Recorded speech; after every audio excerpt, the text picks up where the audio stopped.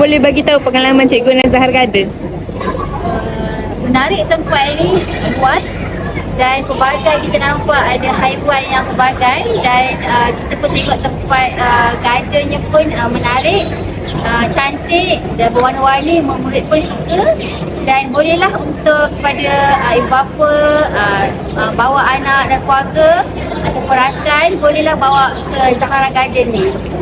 Cikgu rekomen tak kat semua sekolah?